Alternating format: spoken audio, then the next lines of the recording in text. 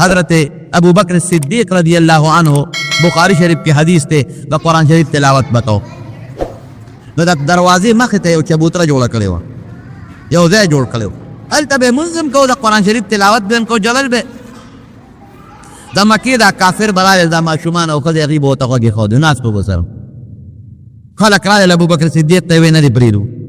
په مخه یې که غریب هغه خپل بوډۍ او امسا واخېستل حبشې ته روان شو یو کافر دی هغه ورته راغی ابوبکر څه کوې ویې زه هجرت کوم ولې وی دا قوم میں نه پریدی دی میں نه پریدی نه ته خو زمونږ مشر عزتمند دی زمونږ خدمت کې د یتیمانانو خدمت کې د کونډو خدمت کې ستا غوندې سړی زمونږ نه بار بځي ولې بځي راځه ته واپس یې راوځ او د مکې د ملکانانو د چودریانو میټینګ یې راوغوښت وی ګوره دا ابوبکر چې دی دا تاسو ولې د مرتد نه شړی دا خو ډېر ښه سړی دی هغه خپل دین دی زمونږ خپل دین دی او دا خو زمونږ د یتیمانانو سره یې ښېګړې کوي کونډو سره ښېګړې کوي دا خو د دې ټول قوم په فایده کې دی زمونږ د مړي د جمدي خدمتونه کوي د هغه خپل دین زمونږ خپل دین پام کوی چې دی ونه شړی هغې ورته څه وایي هغه مشران کافران مشرکان هغې وایي ټیک ته مونږ یې پرېږدو خو په یو شرط چې دی به د خپل مونځ او دس او د خپل تلاوت په کور کې دننه کوي بار به نه کوي دی بار لګي هغه خپل کتاب لولي قرآن شریف نو زمونږ ماشومان او ښځې ورته راغورلی شي مونږ یریږو چې زمونږ دا ماشومان او ښځې د ده دا قرآن اوري مسلمانان نه شي چېرته هغوی کې خو دومره اثر دی چې دا کافر راغی ابوبکر صدیق ته وایي به داسې کار دی ما د امن درکړ خو ته به مهرباني کړې د دې نه پس به یې دا قرآن په کور کې دننه وی مونځ به په کور کې دننه کې دا شرط دی در باندې ډېره ښه چې یو څوره دې تېرې شوې ابوبکر صدیق له قرآن ورنه کړ بیا راووت هغه د دروازې مخې ته چې ځان لکه چبوتره جوړه کړې په هغې ودرېد او بیا لګیا دي په زوره زوره د الله قرآن وي ورسره جاړي او د مکې دا ښځې او ماشومان د لار ته ډکه شوه هغې م ورسره جاړي دي کافر او د ابوبکر صدیق قرآن ته غوږ ایږدي د مکې دا مشرکان بیا ورلل هغه کافر له ورلل چې چا وله امن ورکړی وي تا ابوبکر له امن ورکړه په دې شرط چې دی به کور قرآن لولي هغه خو دا شرط خلاف ورزي وکړه خو بیا بار راوتې دی مهرباني وکړي یا کور ته دننه کا او یا ته خپل امان واپس که مونږ دې بار نه پرېږدو ځکه زمونږ بچي مسلمانېږي چې د قرآن اوري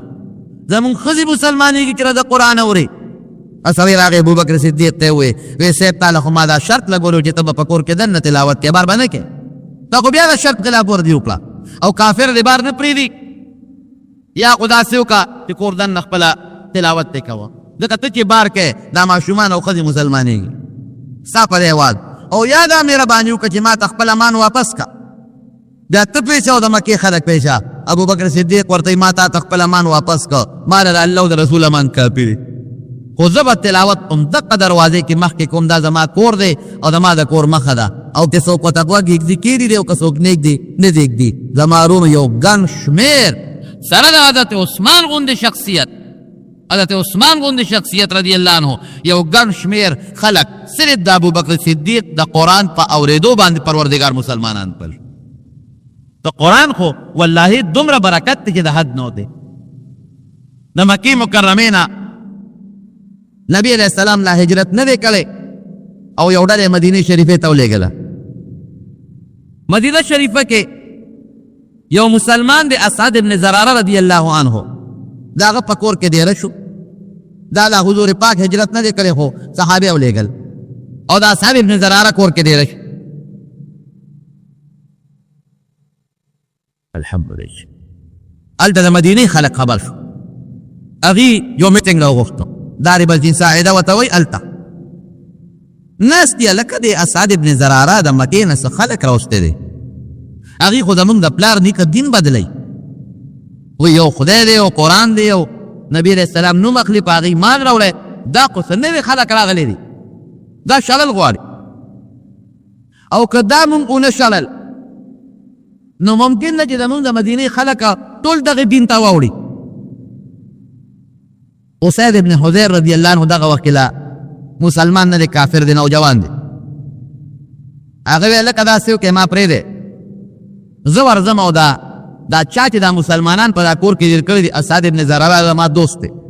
زه به یې پوه کړم وایي بس که دې پوه کړه ښه که نه په ورځو پې په شریکه دا مسلمانان هم وجنو دا چې چا دیره کړي دا هم وجنو وی بس زه پویم اسید ابن حضیر وی تاسو کینه هغه مجلس کې نه دی ولاله دروازه والا هغه اسد ابن زراره ولا روت رضی الله عنه دی ورته وی لکه ما اوریدل چې تاسو د مکې نه راوستي دي څه نوي دین والا او هغه نوي دین دلته خورئ زمونږ د پلار نیکه زوړ دین ختمئ داسې دی چې ستا خلاف د ټولې مدینې خلکو میټینګ کړی دی او ناست دي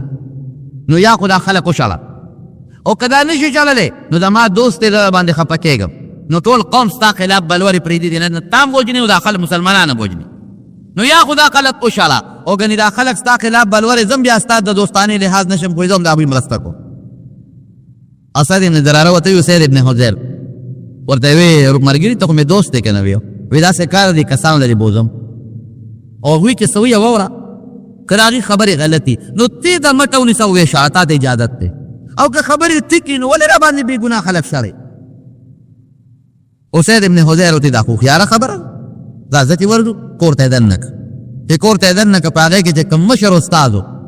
هغه مدرسې په دواړو سترګو لوند دی عبدالله ابن ام مکتوم صحابي دی رضی الله عنه په دواړو سترګو نابینا دی الګیا دی خلکو ته قرآن ښایي دا شیخ الحدیث دی دا شیخ القرآن دی دا زمونږ د مدرسې مشر دی او ورونو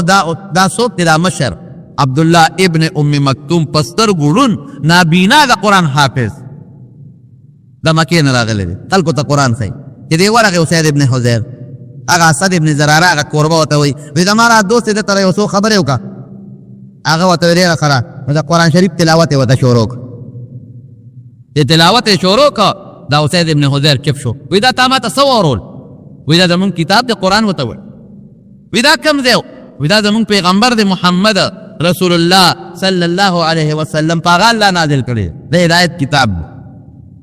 یاره وی داسې خبرې داسې کلام خو ما چېرته نه دی اورېدلی وی ستاسو د دین څه نوم دی وی زمونږ د دین اسلام دی او وی تاسو څه وایې مونږ دا و چې الله یو او دا کې ما درته څه ولوستل دا د الله کتاب او دا چې پچه نو په الله ایمان یو دی او په دې کتاب ایمان چې دا د الله کتاب دی او دا کتاب چې په کوم پیغمبر راغلی دی هغه منل دا درې خبرې زموږ وی د دین نوم مې اسلام دی وی په دې کې په څه طریقه سړی داخلېږي وی به دغه کلمه شهادت به وي داخل بشي وی لاس راکړه هغه اسید ابن حضیر کلمه شهادت وی پروردګار مسلمان کړ د قرآن د اورېدون چې مسلمان شو قوم په میټینګ راغوښتلی دی ولري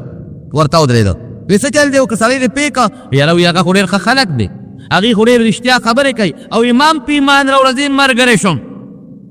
خدای مونږ لېږلې سلوې او دا پتا خو د هغوی اثر وچو بل یو کس پاسېده سعد ابن عباده رضی الله عنه د خزرج قبیلې سردار او مشر وی داسې کار دی دا اسد ابن زراره زما د ترور زوی دی زه ورځم زه پوه یم که ما پوه کړه خو ډېره ښه ده که ما پوه نه کړی شو نو زه به ستاسو ملګری یم او د هغه سره چې تاسو جنګ کوئ زه به مو سره کوم ډېره ښه تاسو کښېنه دی ورغی اسد ابن زراره ته یې دروازه وویله بار وله راووته ترور زوی هم اورېدلي دي چې څه خلک تا راوستی دی مسلمانان ورته وایي او هغوی څه نوې خبرې کوي او زموږ د پلار نیکه زوړ دین بدلوي دی ګوره ماما زویه داسې کار دی ته راشه په خپله د هغې خبرې واوره که دا خلک غلط و تا له اختیار در کوم ویې او که خلک ټیک و نو ولې را باندې بې ګناه خلک شړئ وی دا خو خیاره خبره ده ورننوت چې ورننوت همغه نابینا صحابي عبدالله ابن ام مکتوم هغه ته وی لږ د قرآن تلاوت ورته وکړو هغه ورته صاحب د قرآن شریف تلاوت شروع چې تلاوت یې شروع کړه هغه سعد ابن عباده چې څوک په جوش کې راغلی چې دا به شروع او ورته وایي وی دا څه شی دی وی دا د الله کتاب یاره ما خو د دنیا خبرې اورېدلې دي وی دا رښتونی کتاب معلومېږي ستاسو د دین څه نوم دی اسلام وی په دې کې او په کومه طریقه داخلېږي سړی دې کلمه شهادت به وي اشهد ان لا اله الا الله واشهد ان محمدا عبده ورسوله بس ور داخل بشي وی دا رښتونی کتاب دی معلومېږي دا چې ستاسو دین رښتیا دی لاس راکړه لاس یې ورکړه هغه بیا آیاتو کې پروردګار د قرآن په اورېدو هغه مسلمان کو راغی اوس قوم ناست دی دې ورته مخامخ ودرېد قوم ته وایي ټول اوس په زرګونه خلک ناست دي په دارې بني ساعده کې لوی اجتماع ده تورې په لاس دي چې ورځو دا مسلمانان وجنو شړو یې دا مشر ورته سعد ابن عباده وی بچې زه څنګه سړی وی ته خو د قوم زمونږ مشر یې وی نه زه هوښیار یم که طمق نه نه وي ستا غوندې هوښیار سړی بل کم وی که زه یو فیصله وکړم زما خبره به منې د هغې خو دا مطلب و چې دوی به راته وایي چې راځئ چې پرې وردو د انقلاب ته خور دړې خوشحاله زندهباد و دوی به راته دا وایي جي بلکل ته مخکې کېږه مونږ درپسې یو ته چې څه هلکه ګوره یوازې مې پرې نه دی ګوره کلکولې نه نه جي کې ته څه وایې مونږ ستا تابعدار ته خو مونږ بوځه او تورې راکړه چې درسره ځو که نه ځو وی خدا سے کار دی چې د هغې څلور خبرې ما واورېده د هغوی هغه کلام مې واورېده د هغې نوم قرآن دی او د پیغمبر نوم یې محمد دی صلی الله علیه وسلم او رښتونی دیني دی او زه خو یې ملګری شوم ما خو په ایمان راوړه او تاسو ته هم وایم چې ایمان پرې راوړئ مسلمانان شئ جناب په هغه مجلس کې په زرګونو خلکو په یک دم ټول الله مسلمانان کلو کلمه شهادت وي دا د قرآن برکت حضور پاک مبارک کې مدینه شریفې ته ته مدینه منوره فضا اواره وه ماشومان او جنکو او هلکانو استقبال کو دا د چا برکت شو د قرآن شریف په سچه چې د قرآن شریف تلاوت څوک کوي هغه له خوند او هغه له پله کې لاره وباسي او چې څوک یې اوري چې دی مسلمان یو د زړه په نیت یې ورته غوږ کېښوده قسم دی چې د هغه په زړه کې به هم اثر کوي لارې به پکې وباسي حضور پاک مبارک کې به د قرآن شریف تلاوت کو عائشہ صدیقه رضی الله عنها فرمایي ولجوفه عزیز کعزیز المرجل وی دې سینې به لکه د کټوې جوشونه وال او جلل به ورسره او د خپې مبارکې به وپړسېدې حتی تورمت قدماه د خپې به وپړسېدې خوند یې وله ورکو نو قرآن ډېر د برکت کتاب دی او ډېر د هدایت کتاب دی او چې کوم ځای د قرآن شریف تلاوت کی د الله قهر و غضب بالته بالکل نه نازلېږي او مونږ قرآن شاته کړی دی که مونږ قرآن ته شا کړی ده هغه هم اتخذو کتاب الله وراءکم ظهریا مونږ شاته غورځولی دی مونږ قرآن له توجه ورنه کړه مونږ هدایت د قرآن نه ما سوا په نورو څیزونو کې ګڼو حالانکه نبی کریم صلی الله علیه وسلم فرمایي چې د هدایت لوی سرچشمه د الله قرآن دی او که چا د قرآن نه ما سوا په بل څیز کې هدایت طلب کو وی دا به ګمراهان جهنم ته به رسېږي نو د قرآن یو لوی برکت دا چې مسلمانان د تلاوت کوي نه درځي قرآن سوره اخلاص درځي قل هو د دې تلاوت کوا درې ځله باندې د پوره ختم ثواب او لس ځله تلاوت چې کوي د سورة اخلاص الله به جنت کې محل درته جوړوي حضور پاک فرمایي او چې څوک 200 کرته د سورة اخلاص تلاوت وکړي 100 کرته 200 کرته تاسو خو به وکړئ شئ که نه دا نه خبره ده که تسبیح کنی کې د 5 روپۍ درکړم او ځان دی حواله که نه به در سره 200 کرته دا چې کوم لوی دي او سورة اخلاص ورځي ما سره واده وکړه انشاءالله یو ورځ کې وي که 2 ورځې کې وي که 3 کې یو ورځ کې نه په یو 2-3 ګنټې کې کېږي په یو ګنټه کې کېږي سورة اخلاص به سره د بسم الله 200 کرته وایې که نه لاس اوچت کړه چې څوک ووایم به الله به پې اجر څومره درکوي اوس دا واوره اجر به الله دومره درکوي چې څوک 200 کرته سورة اخلاص ووایي د 50 کالو ګناهونه به ورته رب العالمین معاف دا خو وایې که نه یا قربان باندې پوهېږي او په دې نه پوهېږي کنزل کوي او بل سره غیبتونه او سیاسي هغه ښه دی او دا ښه دی او دا ښه نه دی ټول عمران نه خوله ستړې کړه دا ووایې ورونو ستاسو فایده ده پکې ده ما ورکې څه دي خدا خو ستا د فایدې دپاره ګرځي قسم دی علما او طالبان او حافظان ستاسو خیر خواهان دي ستا بچو ته قرآن ښایي ستا بچو ته دین ښایي ستا بچو ته علم ښایي بله ورکې څه فایده ده چې ته دینداره شې ستا اخلاق ښه شي ستا عقیده ښه شي ستا عمل ښه شي بیا هم موږ دا مولیان پرې نه ښودل خبرې دي ورپسې وترې دي هغه داسې دی هغه داسې دی طالب صاحب داسې دی عالم صاحب داسې دی حافظ داسې دی دا تا ته دین ښایي تا ته قرآن ښایي تا ته نیغه لار ښایي د دې عزت وکړې د الله د برکته د قرآن نه مخې قدر وکړې د پیغمبر نه مخې قدر وکړې الله به دله په دې اجر درکوي نو د مارونو یو فایده د قرآن شریف تلاوت دی یو حق یې دا شو روزانه چې چا له قرآن شریف ورځي او په ناظره باندې نو چې یو سپاره تلاوت خامخا کوي چې خشتق کل رو یا کوي 60 منټه پې لګي یا 15 منټه پې لګي نو یو سپاره تلاوت یا نیمه سپاره تلاوت کدا نشي کولی یو رکوع تلاوت خو دروازه کوا دویم حق یې څه دی نو حفظ د سنت کفایي دی په کلي کې به یو حافظ خامخی کور کې پکار دی کور کې نه محله کې پکار دی قوم کې پکار دی قوم کې نه محله کې پکار محله کې نه په علاقه کې پکار کا علاقه کې یو قسم حافظ نو د ټولو غالبا در او بچو حفظ وکړي دا بچی چې تلاوت کوي والله ستا پکې اجر او فایده ده حضرت موسی علیہ السلام تفسیر کبیر کې مولانا امام رازی رحمه الله لیکلی بلا ربانی موسی علیہ السلام روان دی یو قبر کې او ته عذاب ملاوي پیغمبر ته د قبر کشف کېږي دی چې واپس په هغه لار راځي په هغه قبر کې هغه انسان ته خوشاله ملاويږي حیران شو چې الله اوس تلم نو دې قبر والا ته عذاب ملاوي ده په جهنم کې پروت او چې اوس واپس رالم نو په جنت کې پروت دی دا ولې فورن جبريل علیہ السلام ورته راغی پیغمبر ته چې مسله پیښه شي فرشته ورسره فورن راځي وی چې اوس تلم نو دې قبر ته عذاب ملاوي ده او چې اوس واپس رالم نو دې په جنت خوشاله کې پروت دی دا ولې وی صاحب دا سړی چې مړ شو د ده نه ښځه حامله پاتې شو امید بچی لا نو پیدا دا سړی مړ شو دا قبر وه او ډېر ګناهګارو الله پې عذاب شروع هغه د ده د مرګ نه پس د ده بچی پیدا شو او دې خو لګیا دی قبر کې عذاب ملاوي ګناهګار د ده د مرګ نه پس چې د ده کوم بچی پیدا شو هغه لوېده اوس لږ ساعت پس هغه ماشوم لوی شوی نو مور بوته او جومات کې استاد ته کېنو چې ده ته تورات وښایه هغه زمانه کې خو د خدای کتاب تورات وکړه تورات ورته وښایه استاد ورته وی وایه بچې بسم الله الرحمن الرحیم مونږ خو بسم الله وایو هغې د هغې مطابق چې کوم لفظ د الله په نوم شروع کوم عبرانی سوریانی کې نو ماشوم وی بسم الله د الله په نوم شروع کوم وی الله وی چې د ده نه کوم پیدا دی هغه د ما نوم اخلي هغه جبه د ما په نوم راتی او دله د عذاب ورکو بند کې پیدا به جنت ته ولېږي نو ستا نه چې کوم بچی حافظ پاتې شو په رمضان کې تلاوت دی حافظ هو برکتي انسان دی ولې چې د قرآن یادوي نو څونه بار هغه آیاتونه وایي هسې خو نه یادېږي او بیا دورونه کوي او بیا رمضان کې چې ختم کړي د هغې نه مخکې څو ځله دور کوي نو څومره اجر او ثواب د ده کېږي او څومره د مور او پلار کېږي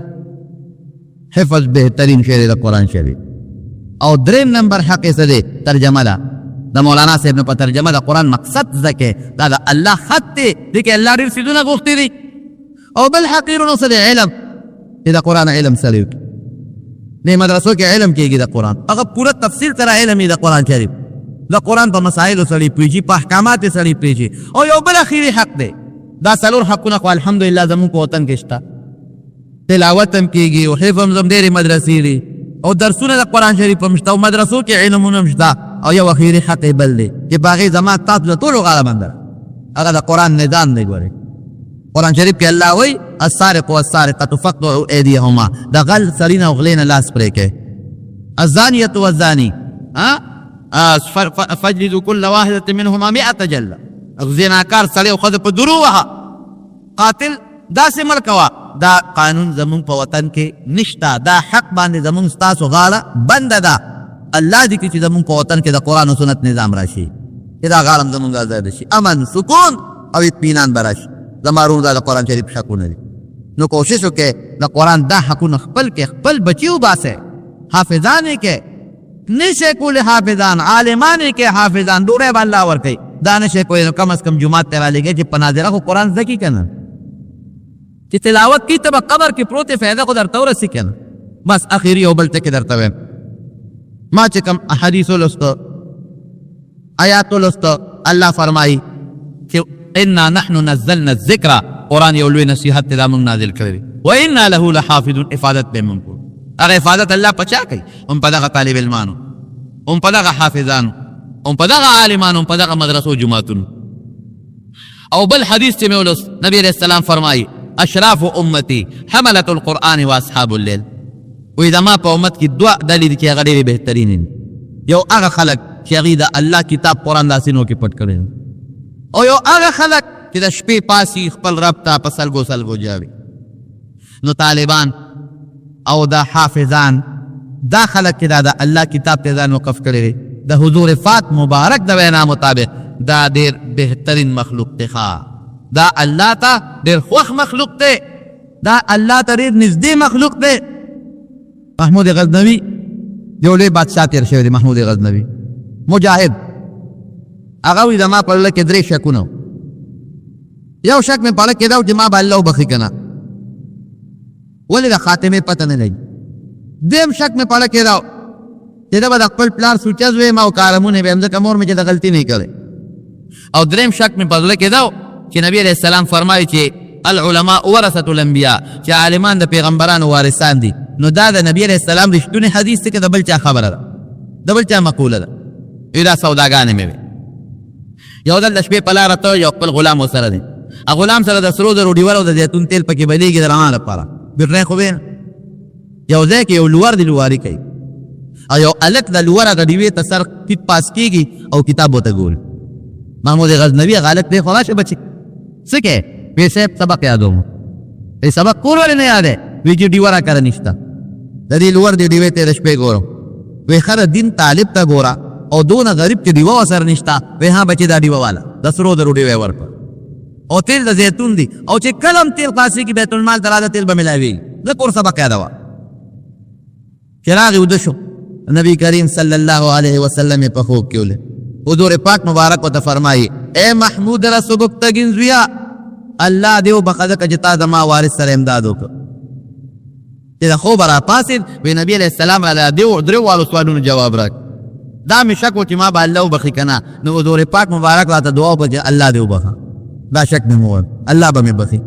دا می شک و چې د مور خپل دوی مو کپره دی د پلار مور می غلطی کې نه کړې چا سره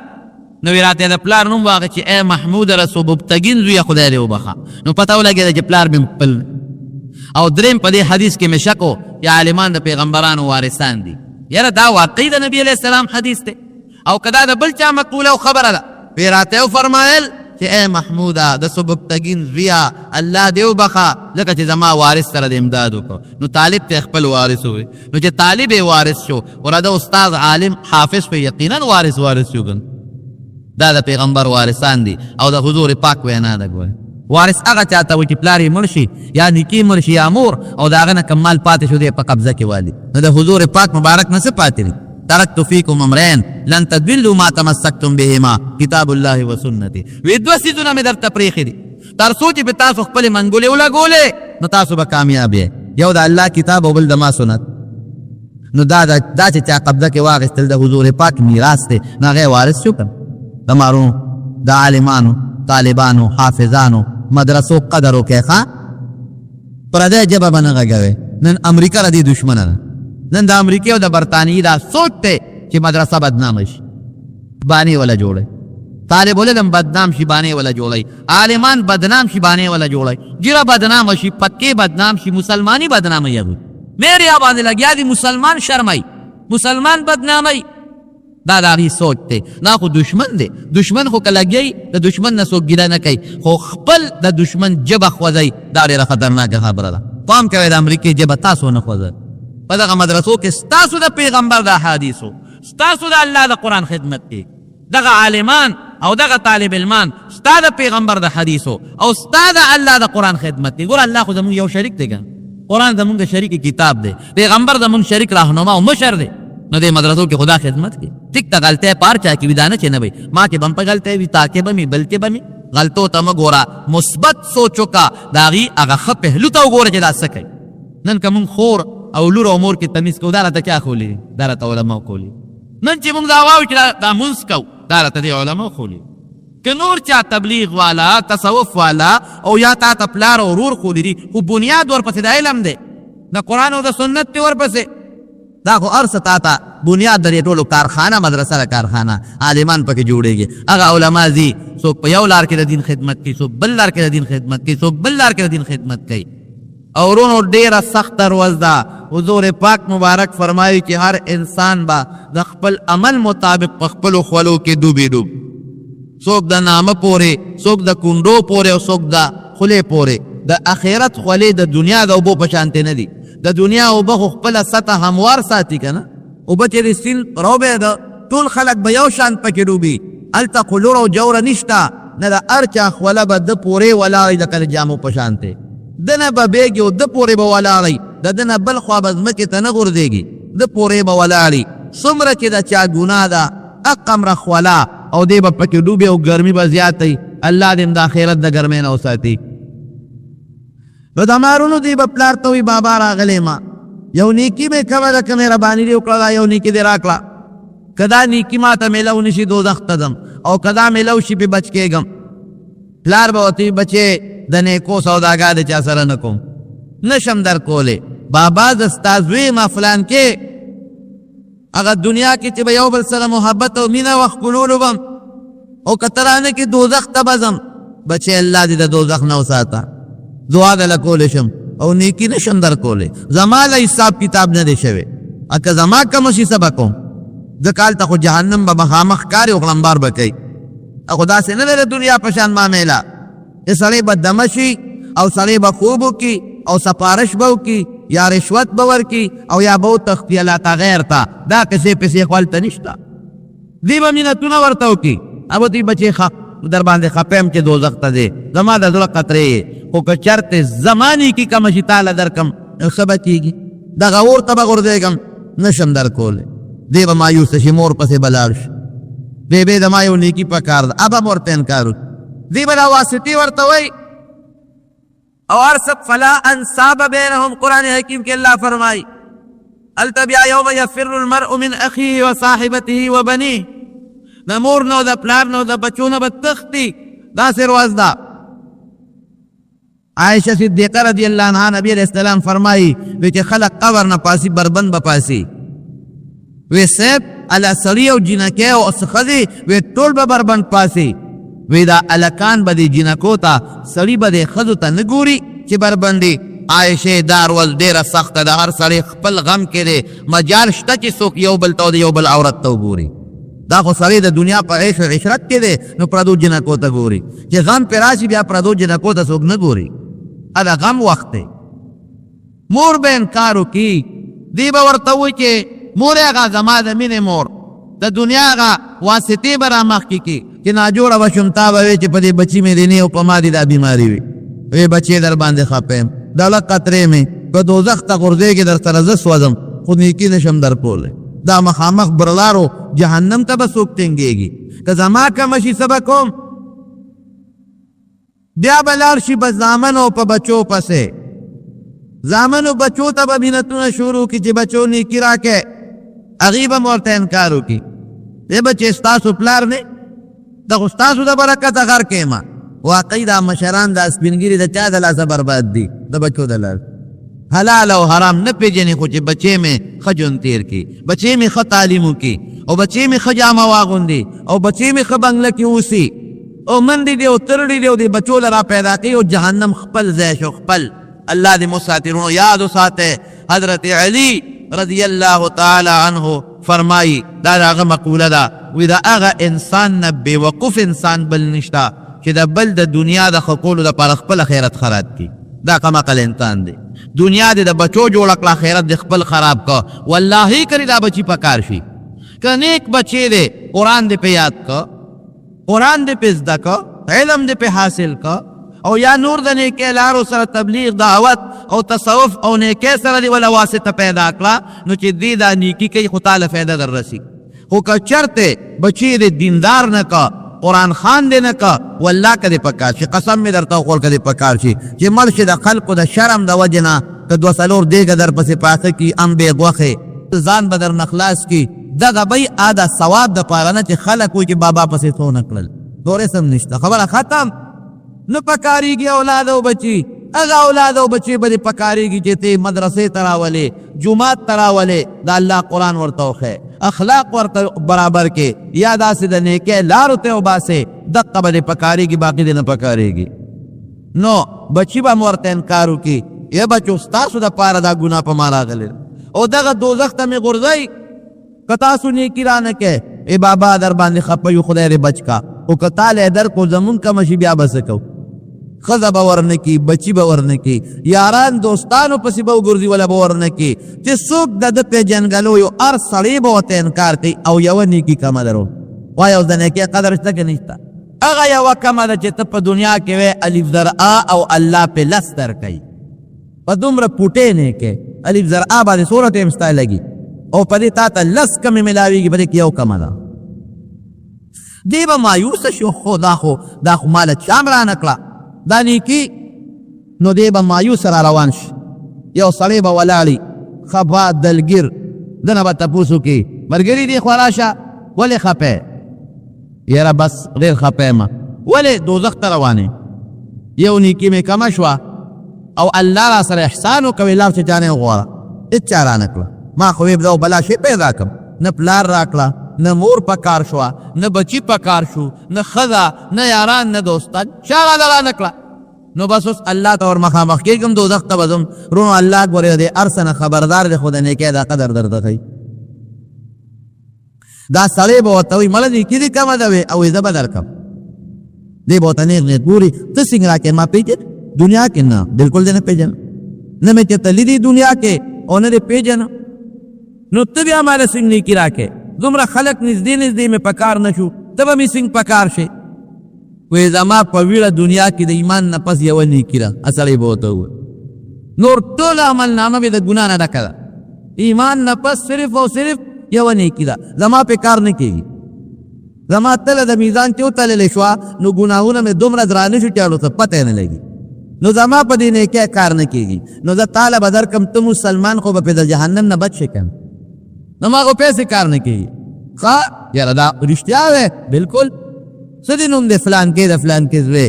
الله ته به مخامخ شي دربار ته ورونو تله د میزان به لګېدلي ښه پل صراط ته مخامخ به تله د میزان لګېدلي داسې وله خبره نه او رب العالمین به په خپله نګراني کوي جبریل علیه السلام به ولاړي چې هغه وحی راوړې ده اسرائیل علیه السلام به ولاړي که څوک سوال وکړي چې ما نه ستا مخکې اوښکې ده چې هغه جواب ورکړي چې الله تعالی ته ویلو کرام الکاتبین فرشتې چا چې نیکۍ بدۍ لیکلي دي هغه ولاړي آدم علیه السلام به ولاړي ځکه د هغې اولاد سره حساب کتاب کېږي او د هر پیغمبر امت سره چې حساب کتاب کېږي هغه پیغمبر به هم ولاړي دې چې ور مخامخ شي الله به یې تپوس وکړي بنده نیکي دې پیدا کړه او ربه چا درکړه فلانکي سړي وی حاضر یې کړې هغه سړي باندې به هم د دوزخ اعلان شوي اب هم راولي رب العالمین به د هغه سړي نه تپوس وکړي تا دله نیکي ورکړه ورکې وله او ربه ورکوم ولې ورکې یاره مسلمان ورور دی مې دی رحم مې پرې راغی زما پرې رحم راغی چې دی جهنم نه بچ شي نو ویدله خو پلار او مور او بچو او ښځې او خویندو میندو چا ورنکړه الله ته خو معلومه ده تی څنګه ورکې ای پروردګاره زما د ایمان نه پس یوه نیکي ده نو زما پیسې کار نه کېږي غر کې یم دوزخ ته روان یم پرېږده دې مسلمان باندې رحم کوم دا یو خو به دوزخ نه بچ شي که نه الله به وفرمایي دغه انسان ته چې ښه تاله خو ده نیکي درکړه ستا خو دا یوه کمه وه دته خو جنت ته ځه ستا قصه خو سمه شو او دی بل ته به و چې ښه نو تا په دې مسلمان رحم وکړو او الله رحم مې پرې وکړو نو ستا نه زیات رحم کوونکي خو زه یم الرحماء يرحمهم الرحمن ارحموا من في الارض يرحمكم من في السماء رب العالمین نبی کریم صلی الله علیه وسلم فرمایي چې تاسو په مخلوق د خدای رحم وکئ اسمان والا رب تاسو باندې رحم وکړي او چې څوک په یو بل رحم کوي الله به په هغوی رحم کوي شته نن په مسلمان کې رحم جواب راکوي نشته را نن مسلمان ته ټیپر هم نه ښکاري یو غرس دی وباسي پټ ورته ناست یو ډس دی وباسي عزت ته مسلمان د لاسه محفوظ نه دی بچی د مسلمان د لاسه محفوظ نه دی هندو امریکنۍ دلته نه راځي دا مسلمان د هر څه کوي مال د مسلمان د لاسه محفوظ نه دی غلا او ډاکه چې کوي مسلمان یې کوي دې جومات ته دروازه ولې لګېدلې ده هغه ولې لګېدلې ده دا خو د خدای کور دی هر جومات ته او مدرسې ته دروازې لګېدلې دي او هغه ته جلنده ورته مونږ دا ولې جواب راکړې راله ولې ورته جلندې وو غلا نه یریږي دا ته ده که نه ولې ورته جلندې وو غلا نه یریږو که نه دې خلک غلا ونه کړي هلکه دا خو د خدای کور دی دا قرآن شریف خو د الله دی دا لوډ سپیکر کې خو د الله دین بیانېږي دې پکې ته خو د الله منځګزار مونځ کوي نو دا غل د جومات نه غلا کول الله اکبر دا بچه ته د هندستان نه راغل راځي نو د روس نه به راځي نو نه جي نه د هندستان او د روس نه نه راځي دا د دې پلوسی دی دا د دې علاقې دی او دا علاقه کې چې ته هندو به اوسېږي نه جي هغه هم کلمه وایي مسلمان دی ماشاءالله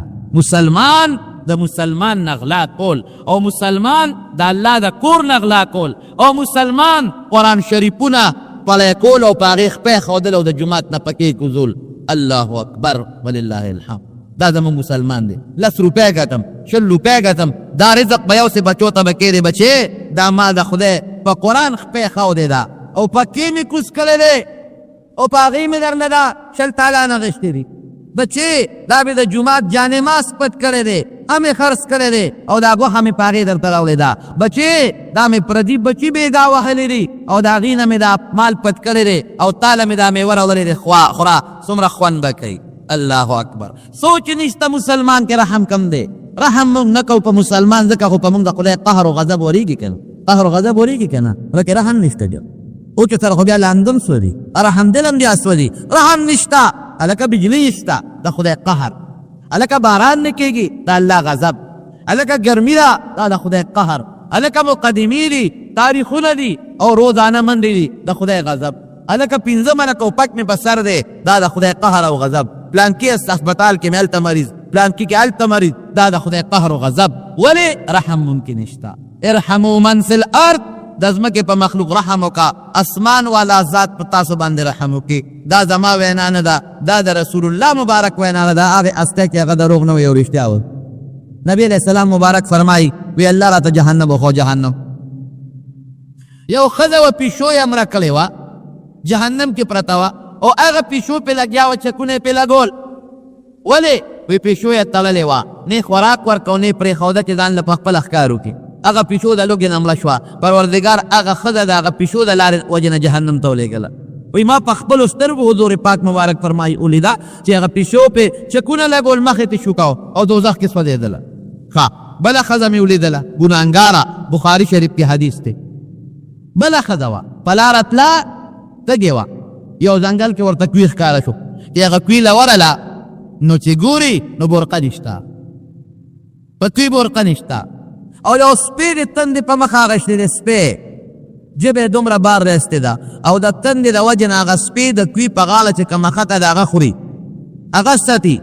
یاره دا ښځه وایي چې زه څنګه تږې معلومېږي دا چې دا سپی هم هغسې تږې دی. زر یې موزه وویسته موزه او هغې پورې خپله لوپته وتړله برقه نشته پکې وي او هغه موزې یې ښکته کړه او د پینې پکې اوبه راویستې او هغه سپي ته یې هغه اوبه واچولې. هغه سپي هغه اوبه وڅکلې سپي یې مخکې سیراب کړه وروسته یې ځان سیراب کړه. رسول الله مبارک فرمایي د هغه سپي باندې ښځې رحم وکړه او سیراب یې کړه. الله هغه ګناهګاره مومسه حدیث کې راځي هغه د جهان ګناهګاره ښځه د هغه سپي د رحم نه وجې پروردګار جنت ته ولېږله. رحم داسې شی دی. مچان وجل جیز دی ګورې ګناه نه ده مچ سړی وجل ځکه دا خو دا بیماری ته پیدا کېږي هیزه او بلبل لیکن د انسان نیت ته ګوره انما الاعمال بالنیات. یو سړی یعقوب کې ولید وی الله د سره څه وکړل یاره وی په یو معمولي عمل یې وبخله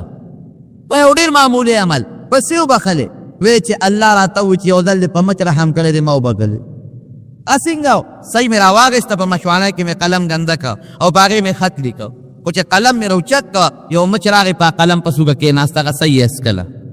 ما وی راشه یاره د خدای مخلوق دی او دې وخت کې تږی دی یا اوږې دی پرېږده چې دا صحیح اوس کي لږ ساعت مې ورته قلم ونیوه چې مچ مور شو پاسېده ما بیا خط شروع کړه الله وی دغه کار دې کړی په دې مې وبخلې جنت ته ده.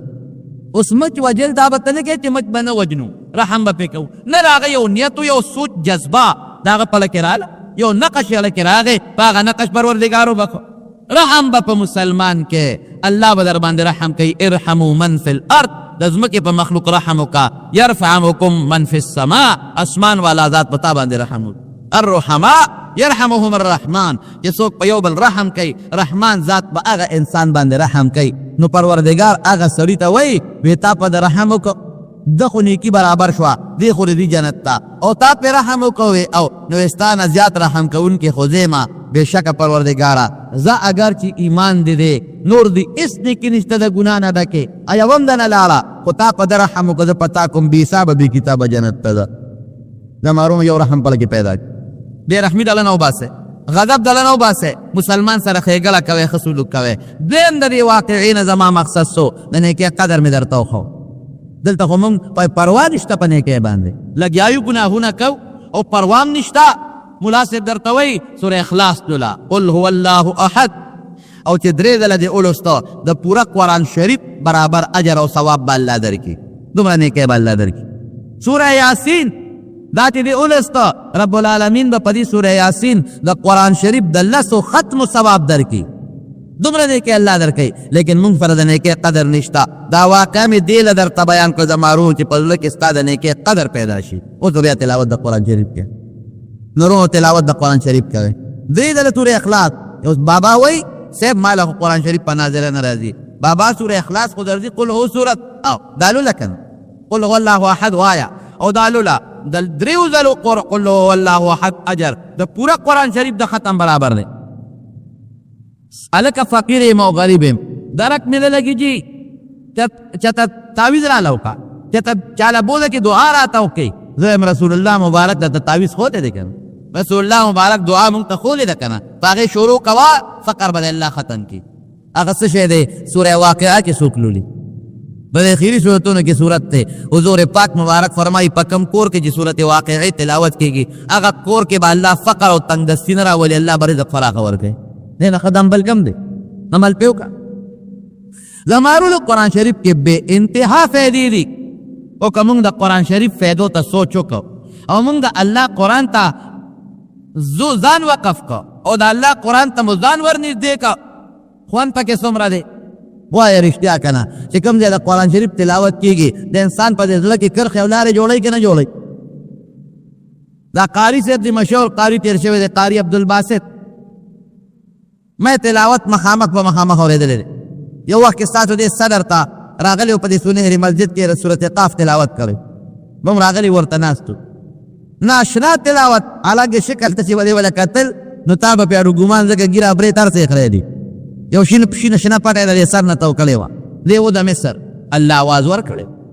یو عجیبه لهجه الله ورکړې وه یوازې د قرات او تجوید مهارت نه اواز سا او بیا هغه لهجه او طرز دا تلاوت چې هغه له پروردګار کوم ورکړی و دا په دنیا کې منلی شوی قاري د مصر اوسېدونکي و کویت ته راغلی و د لویو کارخانو مالک او کویت کې خط دی د هغه تاریخ لیکي وی مصر کې هغه زمانه کې چې د مصر بادشاه جمال عبدالناصر و لار کې نو د بل ملک هغه بادشاه وله د ښار دا معززین راوغواړي ډوډۍ وله وکړي او تاسو به لیدلي په دې ډوډو کې ورته بیا غدول او سرنا او ډب ډوبه قصې پسې ورته خوشحاله یې جنکۍ ورته ګډئ شرابونه کبابونه عبدالباسط وایي چې ما ته مې اطلاع راله چې د روس بادشاه دی ورسره ډېر لوی وزیران دي او ډېر لوی وفد دی او جمال ناصر ډوډۍ کړی تم راشه ویې لاړم لوی میز لګېدلی دی او د میز نه یو طرف ته د روس بادشاه دی فروسچیپ او هغه سره خپل وفد او بل طرف ته جمال ناصر دی او د مسلمانانو وزیران دي او دا میدان ټول د دې مسلمانانو نه او د دغه روسیانو نه ډک دی هغه سره لوی وفد دلته وی دې خبرې کوي جمال ناصر دغه د روس بادشاه ته وایي چې صاحب که دې خوښه یو کلام درته واورم وایي موږ وایي چې دې بچه ته ډول سرنا او ډنګه ډونګه به ورته کوي اوس دلته وی هغه وایي چې واوروه وی جمال ناصر ما ته مخ راواړو چې قاري باسط تلاوت شروع کړه وی زه تیار نه وم تلاوت ته وی هلکې مې فکر شو چې خدایه تلاوت دا خو د روس بادشاه دی روسیان خو قرآن شریف څه کوي چې خدای او پیغمبر هم نه مني هغوی خدا شی نه مني نه خدای مني نه رسول مني او نه پیغمبر مني او نه قرآن مني دی په تلاوت څه پوهېږي چې د تلاوت ورته وکړم وی لږ داسې ساوه شوم وی ما ته وایي چې عبدالباسط ته تلاوت شروع کړه ته شروع کړه وی ما تلاوت شروع کړه وی هلکې سوچ کوم تلاوت هم کوم او هلکې دام سوچ کوم چې عبدالباسط نور کله به ستا تلاوت هغه چا اورېده چې دا قرآن خو مني که نه مسلمانانو به اورېده او نن ستا تلاوت ته هغه خلک ناست دي چې دا قرآن خو څه کوي د دې پیغمبر او د دې رب هم نه مني وی ډېر شوق یې راکړه تلاوت وی داسې شوق یې راکړه او دومره مینه یې راکړه او دومره په خوند تلاوت مې وکړه چې وی ما له جلا راله او هغه جلا کې زما ساه بنده شوه نو تلاوت مې بند کړ وی چې داسې مې وکتل جمال ناصر هم جاري او مسلمانان هم جاري وی چې مخامخ دی هغه د روس بادشاه ته وکتل هم جاري او د هغه ټول وفد جاري زارو قطر وی اوښکې ترې روانې دي وی سترګې وچېږه جمال ناصر ته وی چې جمال ناصره دا تا به ته څه واورول دی خو زما دی هلکې لارې وویستې هغه ورته وایي چې دا زمونږ کتاب دی که نه مونږ خو یو دین منو اسماني او یو ذات منو د دې یو خالق او مالک د دې دنیا او دا هغه الله زمونږ د هدایت لپاره نازل کړی دی دا مې درته واورو وایي چې په دنیا کې مې هر قسمه کلام اورېدلی دی هر قسمه خبره مې اورېدلې ده او په طرزونو باندې او په سرناګانو کې مې هر قسمه شی اورېدلی دی لیکن زما په زړه کې چې دې کلام کوم اثر پیدا کړو زما په زړه کې کومې لارې پیدا کړې دا یو کلام زما په زړه کې نه پیدا کړو د قرآن شریف ډېر لوی برکات دي ورونو ګورئ او د قرآن شریف ډېر لوی اثر دی افسوس او افسوس چې مونږ په صحیح طریقه د الله کتاب له توجه ورنه کړه ومن يتوکل علی الله فهو حسبه څوک چې په الله اعتماد وساتي الله ولا کافي دی د نبي علیه السلام مبارک صحابه کرام بخاري شریف کې حدیث یو عقیده تلو تقریبا 300 صحابه وی خوراک ختم شو وی چې خوراک ختم شو وی مونږ به دروازې دو خانه لالو دو خان وی په هغې به زمونږ د لښکر د غوښو ګزاره کې د خوراک ګزاره کېنه اخره کې ملګرو منې کړو چې د روخان تاسو حلالوئ او د روخان ختم شي نو بیا به وطن ته پسه ځو بس دا لاسونه خپې م وشلېدل دا پوند مو شلېدې وچاودې او دا تلي مو چاودل او د خوراک څښاک هېڅ سامان نشته خدای اوس به څه کوو وی چې دریاب ته نږدې شو وی دې کې دریاب یو کب راوغورځو دا بخاري شریف کې حدیث دی عنبر ورته وایي یو لوی کب چې دریاب کب یو چپه والا دا سمندر دریاب چې دی مضبوطه چپه و یو غټ کب یې غاړې ته راوغورځو چې کب یې راوغورځو مونږ سره خو تورې په لاس کې وې بس په تورو مغه کب و چې رانه دوباره دریاب ته ونه غورځوي راټینګ وی هغه کب مونږ وخوړه او د هغې چې کوم ډلو هغې کې کوم اواز کوه وی په هغې به مخونه او لاسونه او پوندې غوړولې وی وجودونه هم ساربه شو کب څونه دا 300 صحابه کرام او وی مونږه یو میاشت د دې کب غوښې وخوړې یو میاشت او مدینې منورې ته نبي علیه السلام لم لږه غوښه راوړه او اندازه د غټوالي دې نه لګوله چې د هغې 2 لشې م راواغېشتې 2 لشې نو یو بل سره مو درولې داسې مخامخ هغه 2 لشې م بل څوک یو ځای کړل په ځمکه مو درولې چې دا به څومره اوچتوالي نو چې په زمونږ په اوښانو کې کوم غټ اوښ او زمونږ په سړو کې کوم اوږد سړی وي هغه هم په هغه اوښ باندې سړو کړ او د هغه لشو لاندې م تېر کړ سړی ورسره ونه لګېد دې ته کب وایي زموږ په وطن کې دا مشهوره ده وایي چې غټ کب یې به حلالی یعنې مردار دا خبره غلطه ده ښه کب چې هر څومره غټي د کب ذبحې ته او حلالولو ته ضرورت نشته کبان د دریاب ټول حلال دي ومن يتوکل علی الله فهو حسبه دقسې رزق به بیا درکوي ابراهیم ادهم رحمت الله علیه دا ادهم یې پلار د بلخ د علاقې بادشاه دی دا اوس د ازبکستان او دا علاقې دي د دې ټولې علاقې بادشاه او ډېر نیک سړی عادل بادشاه الله به ډېر یادو من کان لله کان الله له څوک چې د الله شو الله د هغه شو ومن يتوکل علی الله فهو حسبه چا چې په الله باور اعتماد وکړي الله ولا کافي دی د الله نه لوی ذات چې الله د چا لپاره کافي شي د هغه نه لوی ذات بل شته نشته یو ځل چې چا تپوس وکړي تا خو بادشاهي پرېښوده او په علاقو ګرځی دی وایي داسې د خوند یو د بادشاهي خو ټول د خوند او د مزو شو په دې فقیرۍ کې او په دا ګرځېدو کې او په دې هجرتونو کې داسې د لذت او د خوند چې ته واقع درته پېښه ده وایي هغه څه شی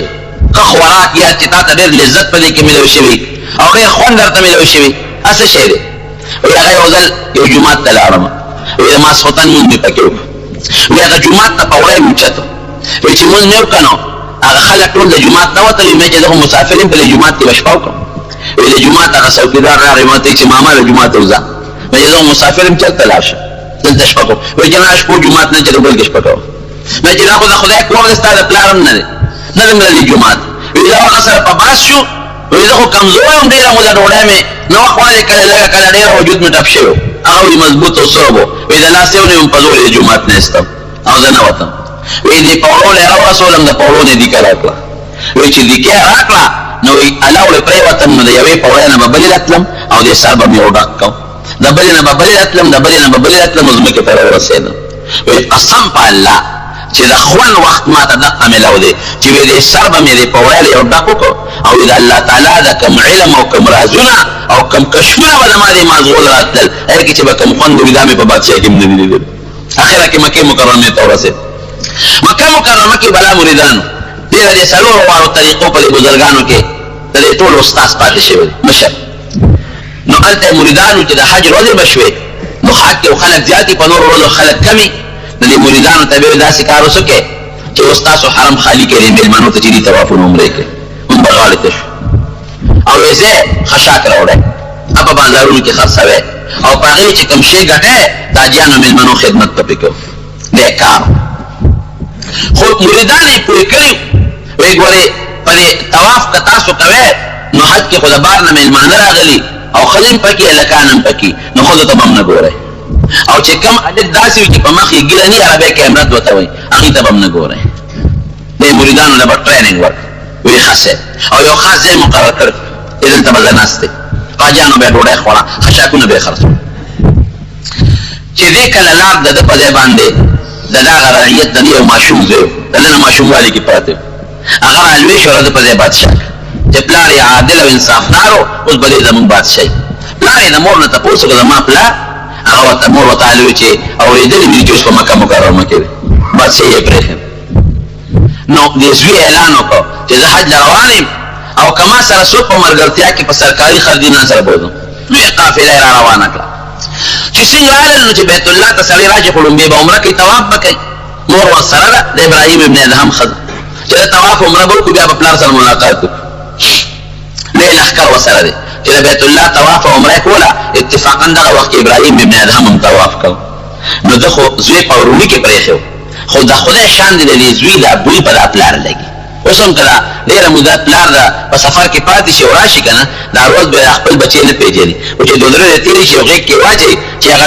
پنځه شپږ کاله چا لوبولي هغه ته توجه نه ورکوي هغه خپل پلار له بیا توجه ورکوي زموږ دا پښتانه وایي که نه وایي د مور او د پلار دا خپله او دا بوی وي په دې پته لګي نو په غروني کې پرېښی او دې بچي ته خو دا پلار نو یاد نه لري چې پلار مې څوک دی طواف کې سره یو بل سره مخامخ شو چې مخامخ شو ابراهیم ابن ادهم دې زوی ته وکتل او صاحب کشف هم ویې پېژن چې دا خو مې زوی دی چې طواف نه کله فارغ شو نا مریدان ورته وایي وایي صاحب وایي موږ دې منې کړي یو چې ښځو ته به هم نه ګورې او بېګیرې هلکانو ته به هم نه ګورې او تا خو په طواف کې یو هلک هغه ته دې داسې په غور وکتل هغه خو ګیره برید لا نور راغلی اجامت یې نور راغلی او تا ورته په غور وکتل دا ولې او ښځه مو سره وه یاره وایي ګمان دا کومه چې دا ما ته هغه زوی معلومېږي چې ما په وروڼي کې پرېښی دی ورته راته ښودلی او دا د پروني ښځه راته خپله اور والا معلومېږي وایي ځکه مې ورته وکتل دې راغی خپل ځای کې کېناست هغه چې کوم د ده مریدان وه خشاکونه یې راوړل خرڅولې او پیسې به یې راوړې په هغې به یې جاړله ډوډۍ کول هغې هم رالل او زوی یې تپوس وکړ یا دلته یو سړی د ابراهیم نوم دی او د پلار نوم یې ادهم دی چې دا به کوم دی خلکو ته خو دې معلوم وایي راځه چې موږ ورسره ملاقات وکړو مریدان یې خوشحاله وو چې دوی سره ډېره موده پس ملاقات کېږي او ښځې سره چې دی ورسره کېنول وایي دا د ابراهیم ابن ادهم دی نه خو پېژن چې دا مې زوی دی نو هغه زوی وله په دې غېږ کې سر کېښود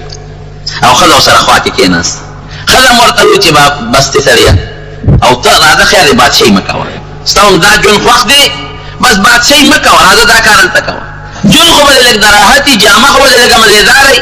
خو ستا مخکې ژوند ته او شکل ته وګوره اوسني ته دې وګوره او زوی م ورته چې بابا هېڅ کار مه کوه صرف خدای یادوه خو مونږ سره ځه وایي دې ورته په ژړا شو دا د ابراهیم ابن ادهم تاریخ کې لیکي چې په ژړا شو وایي ادم د سترګو نور کې وایي خامخا چې بچی چا ډېره موده پس وویني او بیا ورته جاړي لکې رحم راځي وایي دا سر یې داسې اسمان ته پورته او سر یې راښکته کړه چې راښکته یې کړه لږ ساعت تېر شو د دوی جړی بنده شوه مریدانو ته وایي راشئ دا لږ اوچت کړې چې هغې لږ اوچت کړه هلک مړ دوی مړ مریدانو یې تپوس وکړي دا څه چلو شو د هلک په څه مړ شو وایي چې دې که زما دې غېږ کې پرېوت کړه او ده ما ته ووایي نو وایي زما لکې ما خپل محبت او مینه راغله یو غیبي اواز راته وشو چې دعوه زمونږ په مینې کې او منځ کې د محبتونو مینې نورو خلکو سره دي بس وی الله ته مې مخ کړې مې چې خدایه د دې فتنې نه خو مې وساتې انما اموالکم واولادکم فتنه قرآن حکیم کې الله او بل ځای کې وایي چې اموالکم زینة الحیات الدنیا مال او اولاد ستاسو د دنیا ډول دی ګوره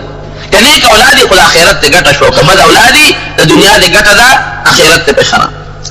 نو یې با وایي چې بس دوا مې قبوله ده د دې فتنې نه چې ما خدای خلاصوي خو یا به ما وجني یا به دې وجني نو یا د پاک کې قبوله شوله ما پاک کې قبوله نه شوله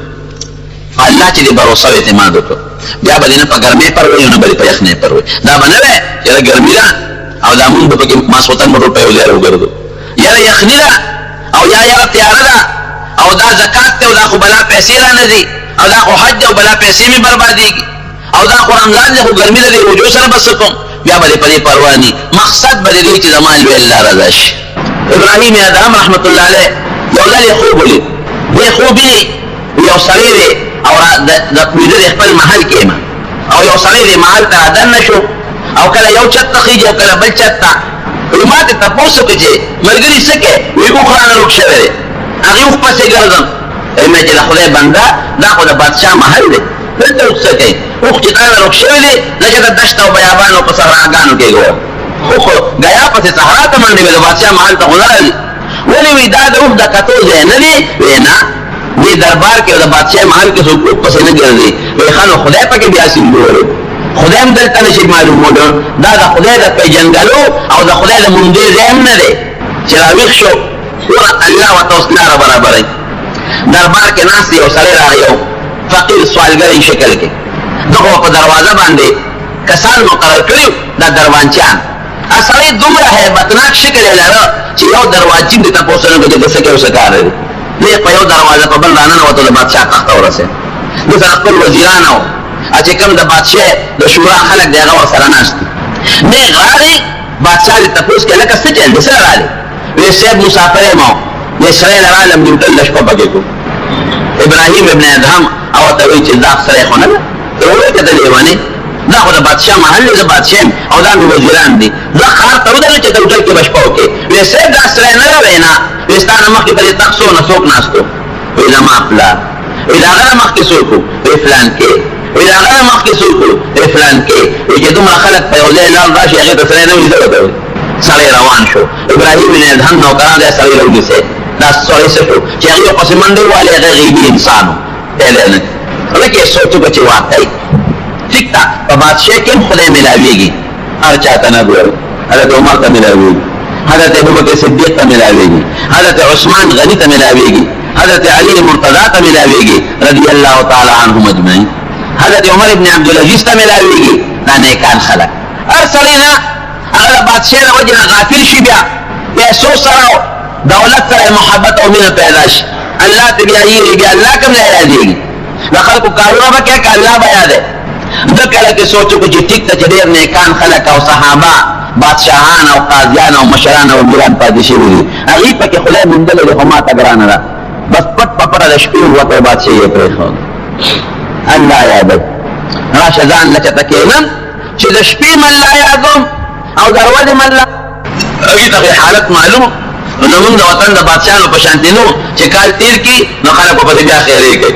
نو بل راشی نو چی بل راشی او کال تیر کی نو خلق اقیدم بیا خیرے گئی جی خدای دینم خلاص کی نو چی بل راشی نو بیا خلق بی خدای جی دا مردار وی بل نازم ولی انصاف زمون پر مشران و بادشاہنو کی نشتا ظالمان دی ظالمان او دا اغیار او دا امریکی او دا یهودیان او دا عیسایان دی جنتان دی تو خدای پاکی مخ دا امریکی نا بیت اللہ تا گلو سخر با ایمان پا امریکا رو لده پا بیت اللہ و دا خدای پا ذات دی ظالمان ایمان نشتا باہر کیفا خلق وزی پل گرزیدل اینا من بادشاہ بکن دی چی منگی را پیدا چی تر ور پسی گرزیدل دا یو دریاب پا غاڑا گیر او دا سر یو زور صادر استن و سراغی کتارا چولی زن لیغا صادر گندر او وزیران ورطکی ناستل بادشاہ سلامت دا سکے پھر روزے کتلی ولے بادشاہ پا خلق پیسے ورکی مندی ترڑے ہوئی او محنت او مشقت کی ہوتا بادشاہ پرے خود منگی دوانو او دا دریاب پا دے غاڑا کی پروتے نا در تصورشتا او نز کوٹشتا غلامان او نوکران دے پرے خود دلالنا پا زور باندے لگیا و اخبر کمبل و عشرے گندے ابراہیم ابن ادھام ورطوی تاسو سا خبری ہے مالا اللہ ستاسو نخبر سیرہ کنی وی دا بات سیرہ بوڑے با دیم نیو گوڑا لو وی جامو تا دے گوڑا دے سادر تا دے گوڑا وی قسم دے چمالا اللہ ستاسو نخبر سیرہ کرے اغسطن تار نے ہوئستلا او دریاب وی دریاب آگیتے گوڑون لکن وی تاسو باندې ما بادشاہ ما بادشاہ منے وی او وی راستن مالا رو گاز اگر بلتاو قتل وی بادشاہ سے پلی ما ہوگی پرات رات لو تا بادشاہ سے نہ پرے دلی ونی شروع لکه جستن دریاب تا وګورې استن څو دریاب نه لستېش یو باسه کنه له صاحب ګوره مکوا نه چې دوی علاج بدلو کو ډاکټر او حکیم ته بدلو خایو او زله ونه نیم دې جوړه وستا سو ګورم چې ما پتا سو بادشاہ شته کنيشتا زما بادشاہ معنی کړه استن روکې شه کنه شه رسته هغه صاحب ستن بسو کړو باسي وی خاص ګوره وی د دریاب کبان هغه ته واس کړی وی ما یو ستن دې دریاب ته ورغول او کا تاسو مالا ارسو کی پہ دریاب کے کوششو کے مالا اخپلستن نو باس نو دریاب پہ خامخاستنی او دا میخون پراتی کن نا پا کی پروتی وی کبان استنی روچتے کرے اس پنی پخلو کے روچتے کرے او یو کبو چی پستر گرون دو دا دا غستن دا پخلو کے رو او دا اخوال رو رسولا کبان دستنی او دا کنڈے نسونا دان ساتی او چی دریاب دے خلیل راغی ناستنی تراواغشتا وی وائی اغا بادشاہی مخو کدا بادشاہی مخو ہمیں پتا سو بادشاہی ہوا عثمان خدای پاک پلے کائنات بادشاہی را کرے نرم پا اللہ با بروسہ اعتماد ساتو خپل اسباب بنا پریدو دا دنیا اسباب بے استعمالو کسوک زمیداری پر زمیداری دے پرے وہ اعتماد دے پنے ساتی کسوک تاجر دے دکان کئی یا بل سو کار کئی دیل خپل کار کئی کاروبار دے کئی خپاقی با بروسہ نساتی جاری دق پلے کنے دا برده یقینی چی روزی و رزق مالا رب العالمین را کئی کہ اللہ وغواری دل ازمہ کے پلی غنموں کے پلی غلہ کے پلی دکاندارے کے برکت پا پیدا کی مالا بطر روزی را کی او کہ اللہ وغواری اس پمنی باغ بمیز جلو توپان براش دولا میو بطر روزی غنم بمی تیاری بارانون او گلے با پیراشی اس پم پکیو نشی ما اسباب استعمالول و اعتماد پا اسبابو نکول اعتماد پلوی اللہ کول دیتا توقل و اعتماد و بروسوی اللہ لی زمون پلوی ذات بروسہ پیدا کی ورما دا تمخیو کی زمون رزق زمون رن زمون مرگ زمون خوب زمون وخا زمون عزت زمون ذلت زمون ہر سر اللہ پہ اختیار کی دی جے پا اللہ دے اعتماد و ساتھ ذات البر اللہ تابع کی او جے پا اللہ دے اعتماد نہیں کر دو پس منڈو دعا کے چل اللہ پا مرحمہ کی نا دعا کے خدا پاک زمون پر وطن کے جلاتم جانجیر و بنجیری خدا پاک دا ختم کی خدا زمون پر وطن کے امن و امان راولی خصوصاً پسوات و دیر بنجیر باجاو کے اللہ من راولی او دا متاثرین مهاجرین په خپل وطن ته په خیر واپس کړي او کې شیخ مریضان الله تعالی شفا ورکړي قرضداران نه قرض نه خلاص کړي زموږ د حلال رزق نصیب کړي خدای موږ د هر قسم قهر او غضب آفت او مصیبت نه محفوظ وساتي د دنیا د آخرت خیر نصیب کړي او د دنیا د آخرت فتنو او شر او مصیبتو نه محفوظ وساتي اخر وخت ګران محترم اوریدونکو د شیخ الحدیث مولانا محمد ادریس په دې 351 نمبر کیسټ کې تاسو په الله د توکل او د باور بیان ولیدل دا تاسو ته په خبر خار کې د کچري گیټ اشرف روډ سری فقیر خان ناصر خان کیسټ هاوس کې د ناصر خان او هدای خان سره ملاوي د دې نه علاوه د شیخ الحدیث مولانا محمد ادریس د هر جمعې تقریبا هم تاسو ته د دې دکان نه ترلاسه کېدی شي ټلیفون نمبر دی 255 29 12